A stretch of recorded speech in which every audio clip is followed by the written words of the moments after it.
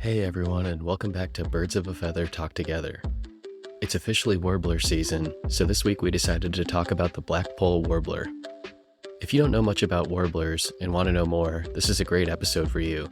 If you already know a lot, this will also be fun because John and Shannon really provide a lot of fascinating info to Amanda and I.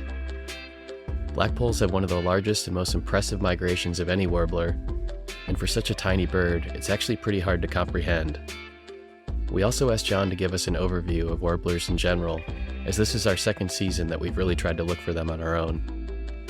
We learned that John has seen upwards of 20 different warbler species in a single day, which is pretty crazy. This episode is a ton of fun, and I'm really excited for you to be able to hear it. Okay, time to talk Blackpoll warblers. Go grab your binoculars and let's get into it.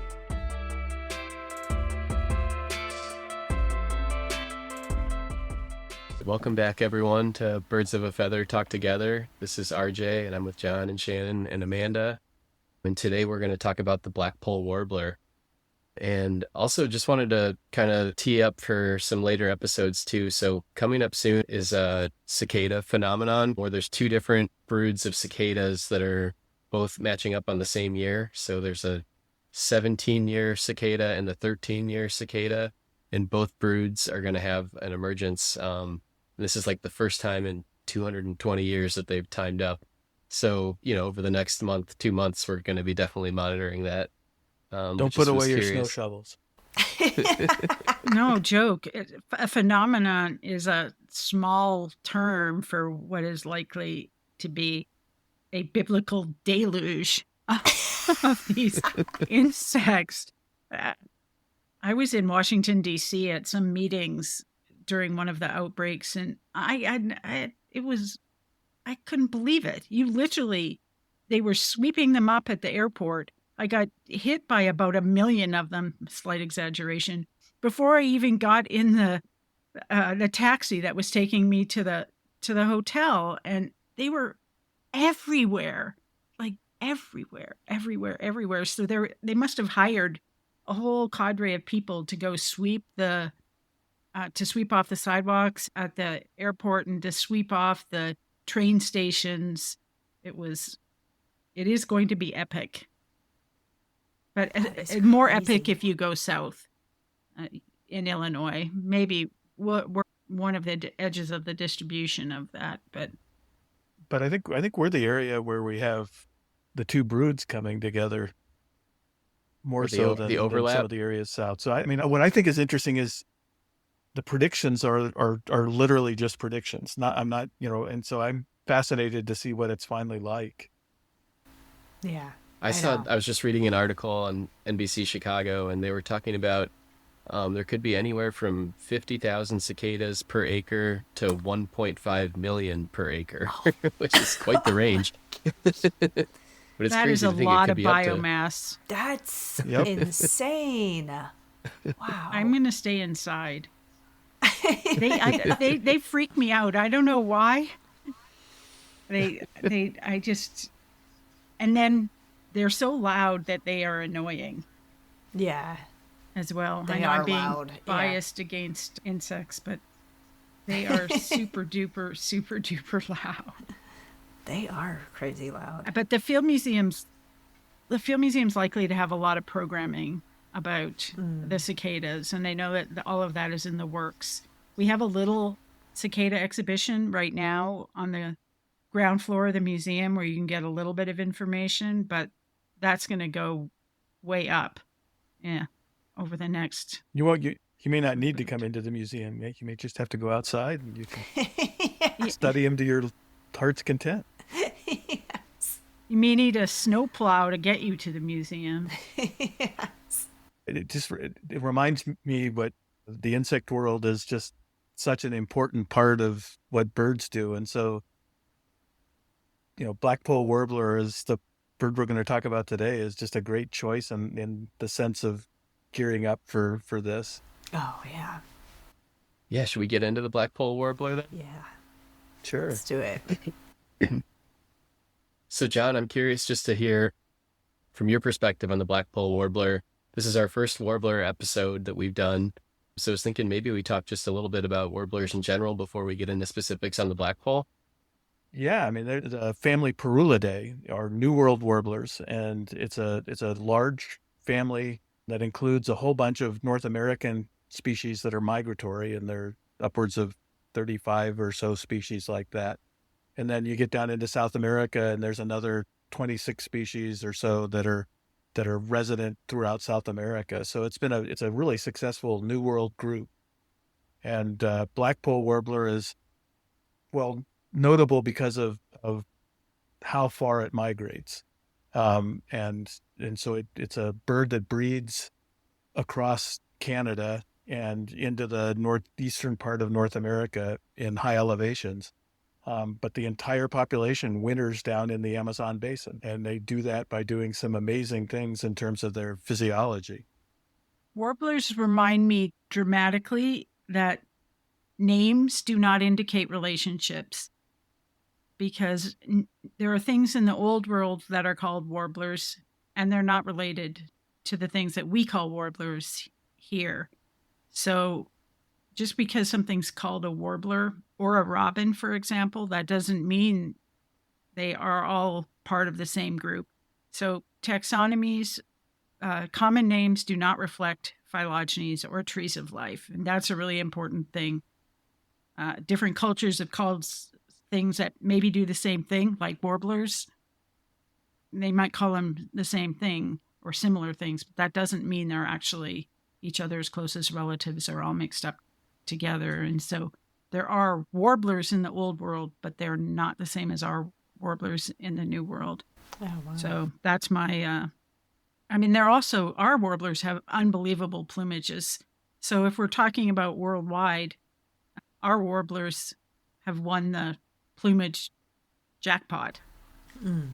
Definitely colorful. And here in Chicago, when migration, we get into the late May, is, you can see upwards of 20, 25 species of warblers in a place like Grant Park. And, I like to say that there's probably not a tree in the city of Chicago that a Nashville warbler doesn't land in at some point during migration. And so it's really just a spectacular time when these birds come through. And blackpolls are one of the latest migrants. And that part of that has to do with their where they're coming from. It takes them a long time to get back north. But they'll be here by the end of May. And they can be pretty common, except for the fact that I can't hear them a lot of times. No, I just played you. It's true. Just played you a warbler song. So John has high frequency hearing loss, and it's made me sad for quite a while that there are things, with my one good ear that I can hear that he can't. And so I forced him, I threatened him and forced him to go and get his hearing checked, because there are things that can help you if you have that kind of hearing loss. And so he has hearing aids now, and now he can hear things. He can hear chickadees. He could hear the Blackpoll Warbler song that I played. It's probably been several years. Which is one of the highest frequency songs of any North American bird. Yeah, most birds sing between 1,000 and 8,000 hertz, and the Blackpoll Warblers is at 10,000. So it's significantly above what you think of as the highest birds. And hearing loss, people, because it's a slow and gradual thing, I don't think you really are aware of what you're missing as it happens gradually to you, as you have trouble hearing small kids or women's voices because they're higher pitched. And people feel a lot of stigma, and there's a lot of shame associated with hearing loss. They don't want to have hearing aids. They certainly don't want to have visible hearing aids. And they're unaware of the advances, the technological advances that have happened in the last several years with respect to hearing aids. So they're unobtrusive, they're high tech. My hearing aids have artificial intelligence in them to help me tolerate sound environments that are really hard for me. So, just go get your hearing checked. A loss of hearing is a leading cause of depression, suicide, falls, all the things that can happen to elderly people. Hearing loss exasperates all of those things. Dementia. Hearing is multidimensional, and it works in your brain in ways that other senses don't. So keep your brain healthy. Go get your hearing checked. Don't be afraid to get hearing aids. And warblers are a really good group to test it on because they have all these ranges of vocalizations from kind of rich whistles to these very high-pitched calls. So I'm looking forward to spring because I may be able to hear some of them this year. Oh, awesome. Have you been able to wear your hearing aids out birding yet, or are they too new?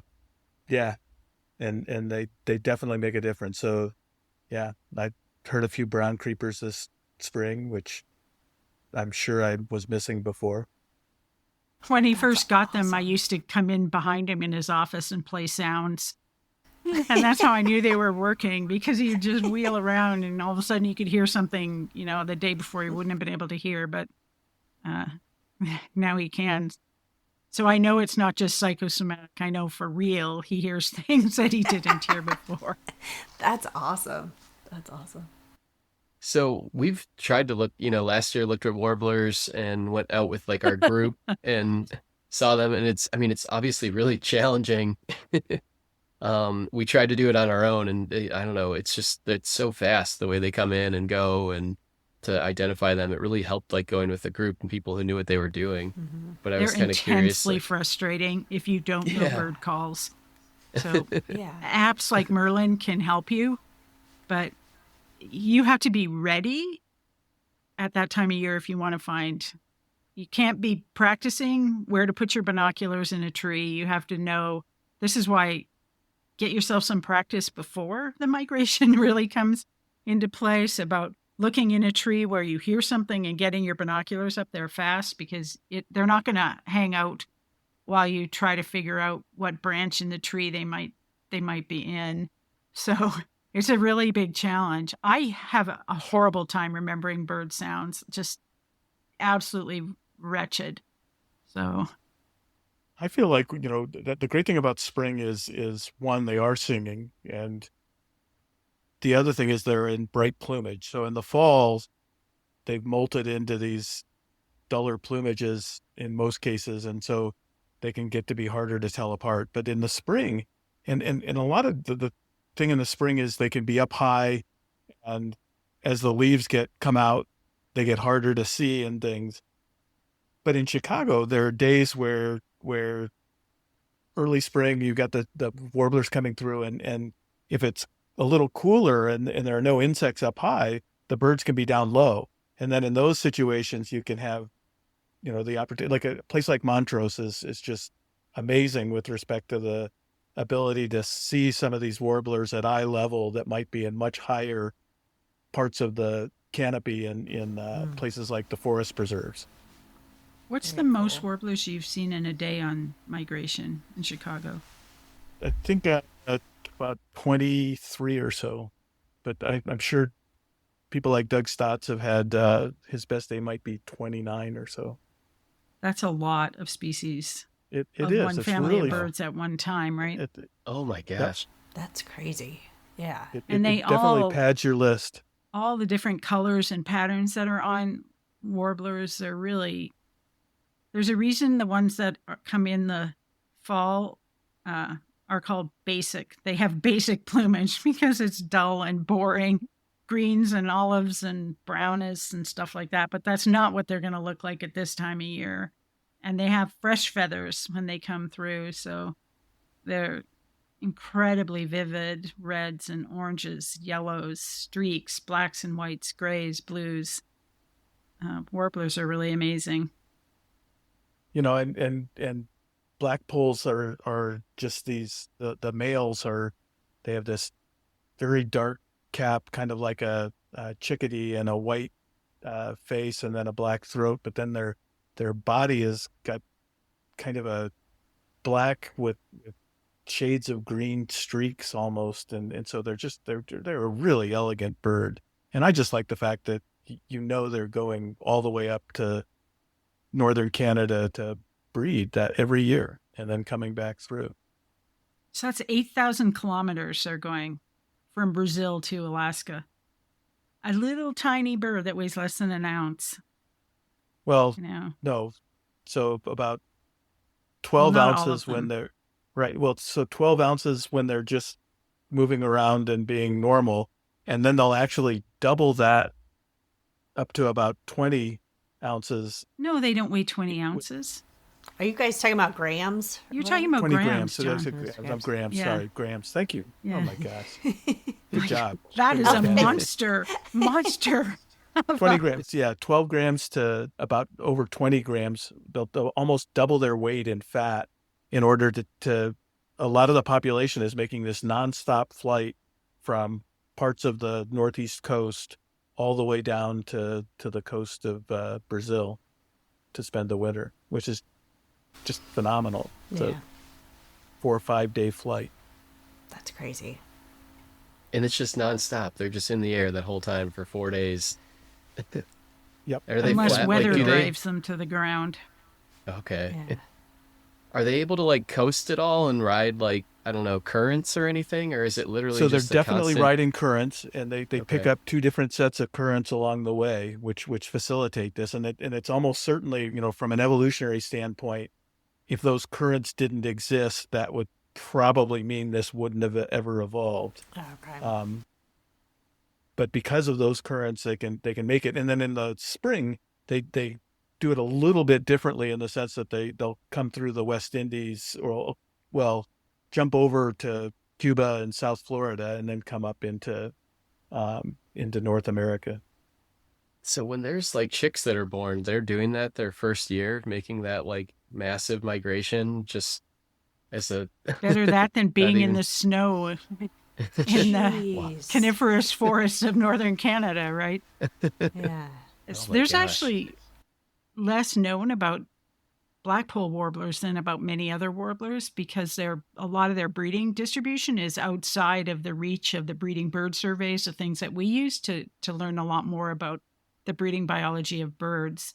So really, this might be one of the only birds where they know a lot more about them on the wintering grounds and on migration routes than they do about them in their breeding grounds. I mean, they actually kind of disappear into the Amazon basin in the winter too. So it's amazing. So it's just on their migration that we know so much about them. So think about that tiny bird going 8,000 kilometers in a few days. It's incredible. And then when they track them, I saw we were just trying to do some research, and they were talking about tracking the Blackpoll warblers, and that they'll put little tracking devices on them to track their migration. I mean, that was crazy to me that there's this tiny little chip that they put on its back and that it'll stay there. And I mean, what an amazing advancement in technology to be able to see literally where they're going from. I mean, is that the only way that they would really know? Yeah. So what it really did was it verified things they thought they knew. And that's really neat. But one of the challenges with that technology is, we were talking about bald eagles, and bald eagles are big enough that you can put these trackers on that can actually literally have solar rechargers. They can be big enough to do that. As you get smaller, it gets much harder. And Blackpolls are below the cutoff for a lot of the really good tracking devices that you'd like to potentially use. So for instance, it can do it real time. And so I think what they've done with Blackpolls is they've used geolocators sometimes, which are these things that'll actually ping satellites periodically. And so you get more approximate data, but the actual tracking device itself can be small enough that the bird can actually successfully fly with it. So that's always the big trade-off that people are trying to figure out. And my guess is at some point the technology is going to get better, that you'll be able to do real-time tracking. I mean, they've done some of this actually with Kirtland's warblers, where they can put on trackers that'll ping cell phone towers, and you can get much more detailed data. But like Shannon was saying, I think with Blackpolls, because of the fact that they go up into remote parts of central Canada and northern Alaska, it's really hard to get much data on the breeding season, much less get access to birds that you can put trackers on. So I looked, and we have 1,923 of them in our collections because they do hit windows not infrequently, unfortunately for them. And when I went to look them up, I was reminded of how much taxonomic change, how many name changes there have been in warblers over the last 10 to 15 years. Because in our database online, with our ancient taxonomy, they were under Dendroica, which used to have almost all of the species of warblers were nestled in Dendroica. But it turns out that Dendroica was not a natural group. They weren't all each other's closest relatives. And it was DNA-based work that showed this. And so there had to be some taxonomic changes. So now Blackpoll Warbler, instead of being in Dendroica, is in Setophaga, which used to be a monotypic genus with just American redstart in it, and now is the largest parulid genus with 34 species, because to try to make them all each other's closest relatives, Setophaga had the priority name associated with it. So they all went in something that used to be monotypic even 15 years ago. That was monotypic. Which means it's the only species in the genus. So there's a lot of changes to bird taxonomy, and that's because we have so much to learn about relationships. And when you know something about relationships like that, you're going to understand bird migration in really different ways to try to figure out the evolution of these migratory systems. You need to nestle that in an understanding of the historical relationships among the species. You need to know what direction things happened in. You can only know what direction things happened in if you nestle them in a tree of life and look at what relatives are doing. So there's been a lot of work that's been done on warblers.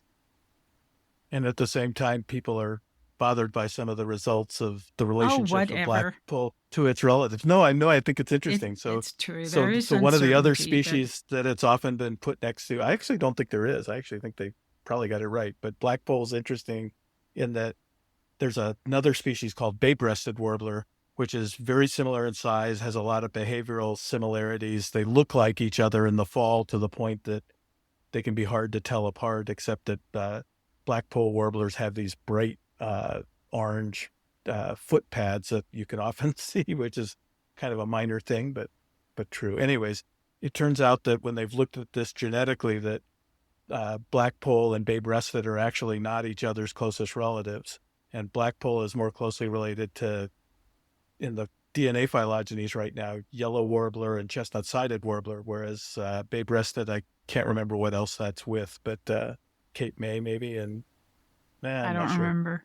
But you know, those become interesting things with respect to where these birds evolved in terms of the evolution of migration. So Blackpoll breeds much farther north than, say, chestnut-sided, and that may explain one of the ways in which they might have differentiated if they are each other's closest relatives. So there's lots of neat evolutionary questions that you can start asking when you have these relationships like that. And that tree, the songbird tree of life, shows us another interesting thing about warblers, which was a little bit uncertain, is where did they come from? Where in an evolutionary sense did they originate? And it looks like they are a North American group. So they didn't evolve in the south and then move north. Their closest living relatives look like they're blackbirds, icterids. So that's an interesting thing that the tree can tell you too. This mega diverse group of small birds, where did they come from? So not all diversity comes out of the tropics. There can be other radiations that happen. That'll be interesting to see how we feel about that over time. You think they're going to be tropical in origin over time? I don't think so. Central American. Yeah. I'm still. Okay. See, there's uncertainty. Yeah. As you get further north, do certain warblers, they stop going that far north? So there's a certain point where you're only seeing Blackpoll warblers because they're the have the furthest migration, and then maybe a little bit lower than that, there's like another species, and then we're lucky enough that we're on the migration path, so we get to see everything. And then is it the same way down in South America, or do they all go to the same place in South America? Or do we know? So, now you're asking a really great question. And we had a graduate student that did a really interesting project on his dissertation, part of his dissertation, where he kind of looked at that latitudinal pattern and in the wintering grounds and the breeding grounds, and develop an algorithm to kind of figure out what that was telling you. And he came up with the idea that warblers were, that analysis supported that warblers were, as Shannon was saying, North American in origin. But what you were asking about is absolutely true. So a species like chestnut-sided warbler breeds in hardwood forests across eastern North America, and then Blackpoll is up in coniferous forests further north than that, and at higher elevations in areas where it gets further south. And there's a lot of variation across the warblers like that. So prothonotary warbler is a species that gets up into, there are probably a few pairs in southern Wisconsin, but that's a very common bird in the bottomland hardwood flooded forests in Louisiana and up into southern Illinois. And so in the breeding season, that's an interesting thing about these warblers. In migration, so even though there aren't very many prothonotary warblers north of here, there are a few pairs breeding at Skokie lagoons. But you can see them in migration in Grant Park or Montrose or someplace like that, because they're moving around in the landscape. And some of the southern ones, individuals will overshoot a little bit and show up in the Chicago area. So there are species like Kentucky warbler, which can be seen in Chicago during migration, but there aren't very many breeding Chicago or Kentucky warblers in this part of Illinois. Okay. Some really classic ecological work was done looking at the way warblers divide up trees. For example, the notions of intra and interspecific competition, niche partitioning, resource partitioning, things like that, all came from studying how warblers divide up the world. And it's important because there are so many of them that they really can, they're fine scale things you can do when there are so many species because they're all related. That's an advantage in some of these things because they share a lot of their history. So you can look at their evolutionary history. So their differences you can look at in a different way than you would from taxa that come from different parts of the tree that might be in the same place. So there's lots of really important classic works that have been done with using warblers. So they're not all the way throughout a tree, for example. Not every warbler is found in all of the strata of a tree. There's just lots of really cool things with warblers. In this thing, you mean a real tree as opposed to a tree. Yeah. Yeah, I know. I like actual trees of life, maybe more than normal trees, but... I had a question, like putting aside the tree of life, talking like the old world naming and the new world naming, what does the term warbler mean or signify? What is the unifying, when we think of the term warbler, what is that? Like, I know with creepers, that was like a type of movement or another bird. I can't think of an example right now, but what is a warbler? So I think the derivation of the term is along the lines of the songs. So they warbling, at least is maybe I don't know for sure which came first, the warbler or the warbling, but that's what I think of. And what they morphologically, what they are is they're long. They have a thin bill that's designed for catching small insects, and then kind of a small, delicate body. And so they're catching smaller insects than a group like kingbirds and larger flycatchers would take. And they're doing it in different ways, like Shannon was saying, is some of them are picking things off the leaves. Some of them are actually finding caterpillars on the undersides of leaves, and so they've definitely been shown to divide up the community by foraging in slightly different ways to one another. I just looked it up. So Merriam-Webster says that a warbler is one that warbles, a singer or a songster. And then they say something that is annoying. Then they say any of a numerous small, chiefly old world Aussine birds, family Sylviidae, many of which are noted songsters. And then they also say any of numerous small, brightly colored American Aussine species, but they don't talk about, they're not chiefly old. I don't know. I don't like the wording. It's not phylogenetically accurate enough or biogeographically accurate enough. Sounds like an old world perspective. Exactly. But again, Amanda, like, I wouldn't say that a Blackpoll Warbler warbles. Okay. I wondered about that. Okay. All right. I didn't even know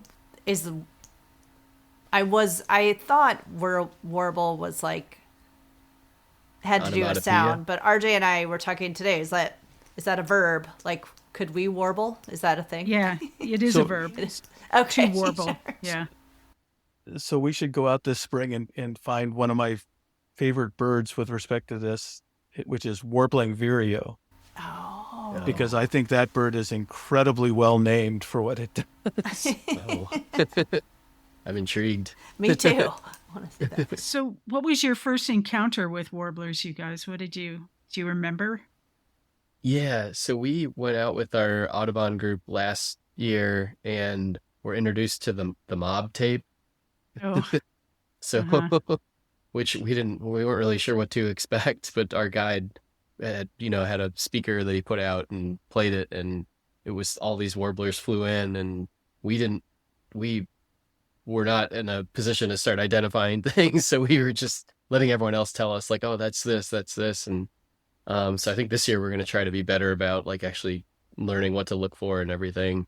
And then I think so do they come back in the fall too on their migration, and that's when their plumage, they don't look as that's when we really struggled because everything looked the same to us. Yeah. So we were like kind of like, all right, we're going to figure it out, and then it was like so much harder. Yeah. And that's where you have to start using behavioral cues, not sounds too, but behavioral cues. They'll move differently. They'll flip their wings differently. They'll fly slightly differently. Oh, cool.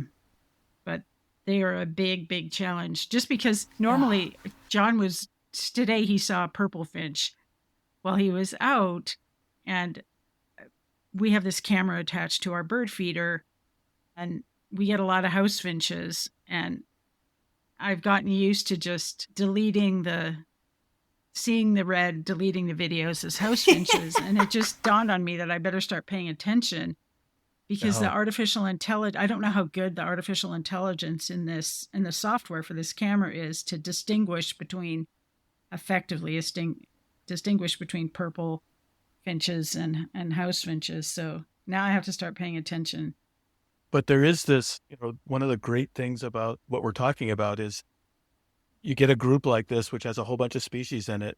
And as you get to know it, you get to know behaviors. So for instance, if I'm sitting in our backyard and a black and white warbler flies in the spring, I'm going to know it's a black and white warbler before I look at it a lot of times, because black and white warbler has this habit of, it behaves much like a nuthatch does, where it spends a lot of times on big parts of trees and moving up and down.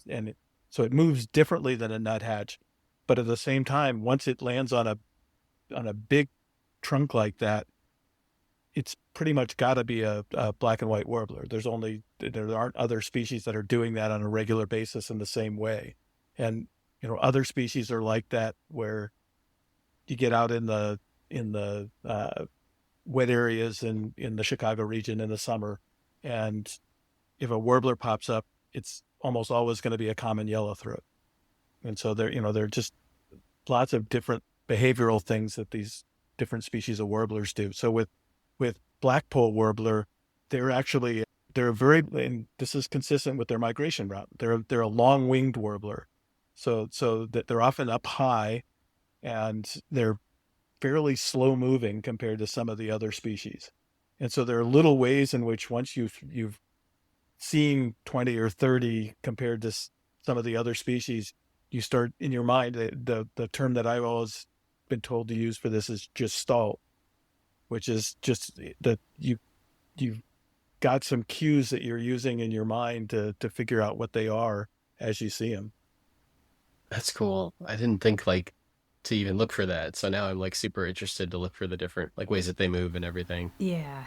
Yeah. I have to say that I was thinking about the instance you were talking about, RJ, where we went out with our group and we saw all the warblers, and I can't remember what time of the year it was, whether it was spring or fall, but I do remember the mob tape the speaker was put in a big bush, and I was so frustrated because there were so many leaves and we could see very little.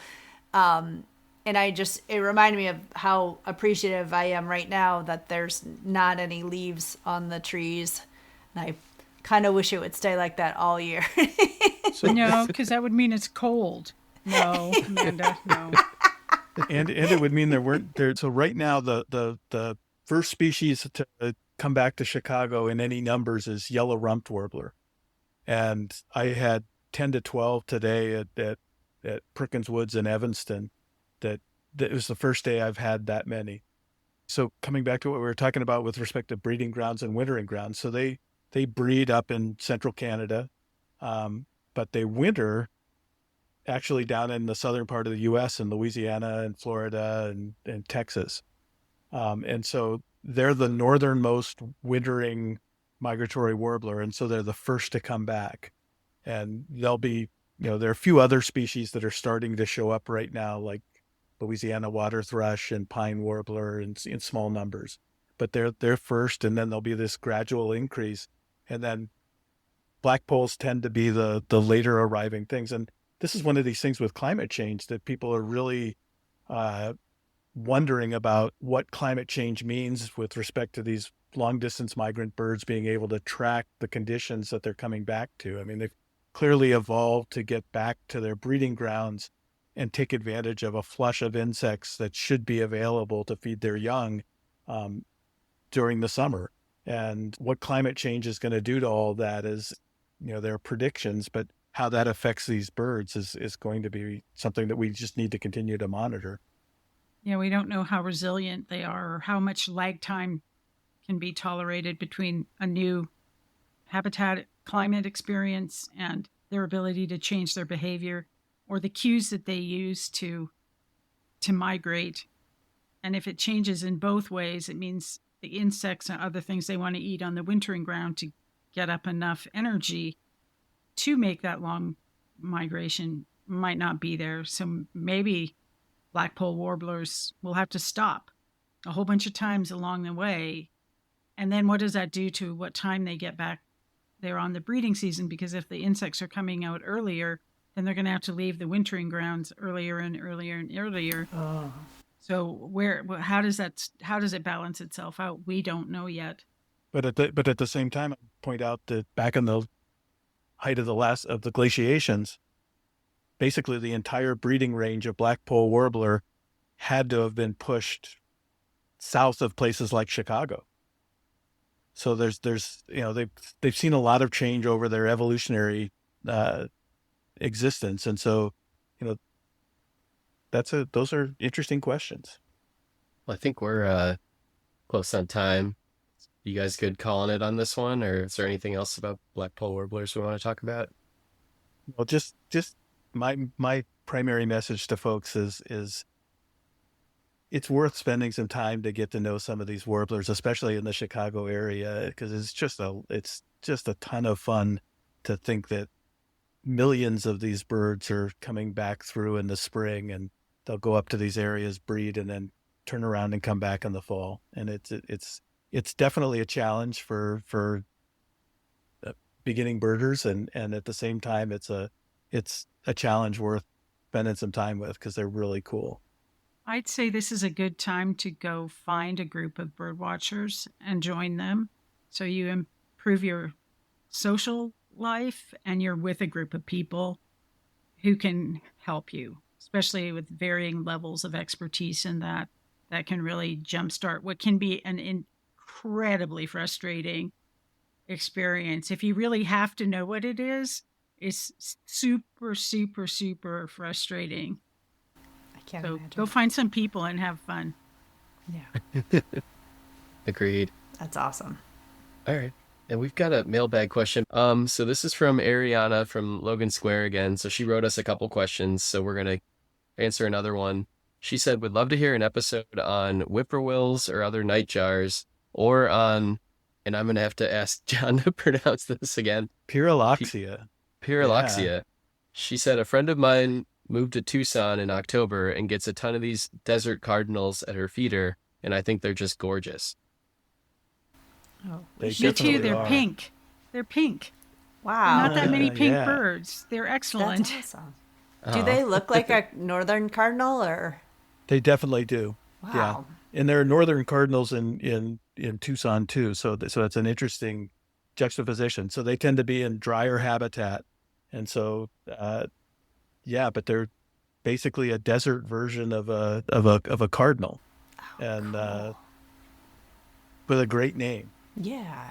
That is a crazy name. Yeah. It's a hard to pronounce name. Between Pyrrholoxia and Phainopepla is the other one, which is an even bizarrer bird from the Southwest. But I grew up looking at Pyrrholoxias and cardinals and together in these various areas where they come into contact, but they're completely related, and they have these big seed-eating bills, and they're just like our cardinals in terms of the aspects of their behavior for the most part. John's going to be getting in a car and driving to Tucson To look we for the talk about too many Pyrrholoxia. more I hear Tucson you. birds. I didn't realize that they're pink. That's pretty I know. cool. I want to see Oh, one. you have to look Yeah, them I up. would be They're looking. really, really, Yeah. really pretty. Anybody who that's a definite bonus to your yard if you have a Pyrrholoxia there frequently. Are they just kind of in the Arizona area, or? So they're southwestern desert. And Okay. so that's an interesting thing, because cardinals, the speciation there probably involved cardinals evolving in wetter areas like the east, but cardinals have expanded across the southwestern part of North America to where they occur in riparian areas throughout Texas and New Mexico and Arizona. But the Pyrrholoxias are in the drier habitats in those same areas. Very cool. Cool. It'd be fun to do a Pyrrholoxia episode can and talk Yeah. more about them. That sounds awesome. Yeah.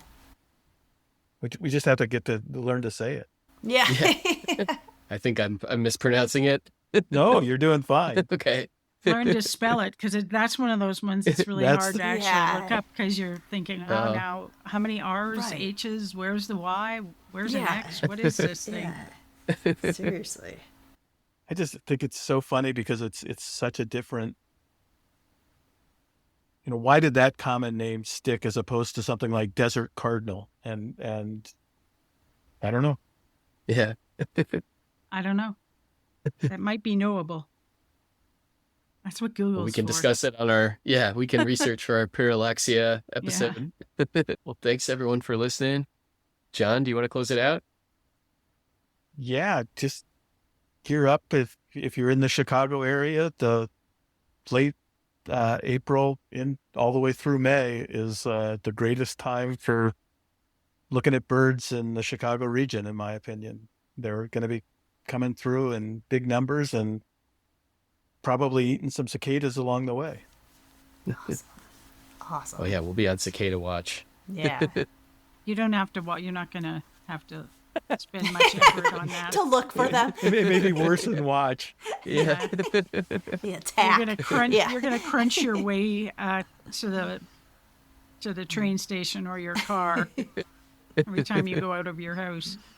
Yikes. I'm excited for it. Yeah. I know it's going to be scary and disgusting, but I'm ready. I like weird stuff. We should definitely talk about it some more in a later episode. Cool. Yeah.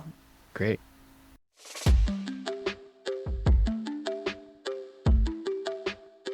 Thanks everyone for joining us.